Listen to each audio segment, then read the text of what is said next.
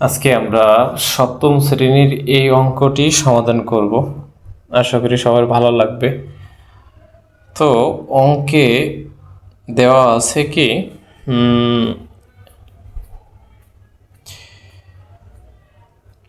একটি সমবায় সমিতির যতজন সদস্য ছিল প্রত্যেকে তত 20 টাকা করে চাঁদা দেওয়ায় মোট 20,480 টাকা হলো।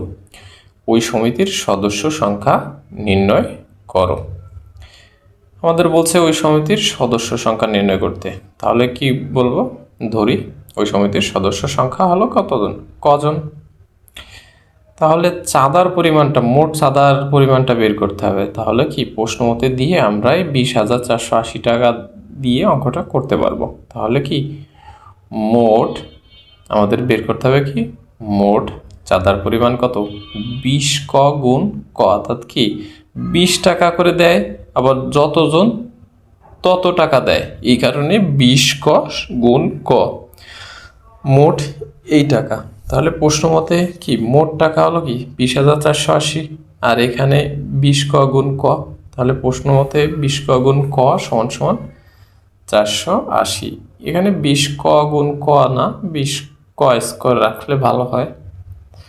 আমি এইভাবেই রেখেছি, আপনারা চাইলে 20 ক স্কোয়ার রাখতে পারেন। তো 20 ওই সাইডে গেলে, অপর সাইডে গেলে কি হবে? ভাগ হয়ে যাবে। তাহলে 20,480 20 দিয়ে ভাগ করলে কত হবে? 1024। অর্থাৎ কি ক স্কোয়ার সমান কি 1024। উভয় পক্ষরে বর্গ করব আমরা। উভয় পক্ষরে বর্গ করলে কত হবে? 32 হবে। অর্থাৎ কি ক সমান সমান কত হবে? 32 হবে। ওই সমিতির সদস্য সংখ্যা তাহলে কত হবে?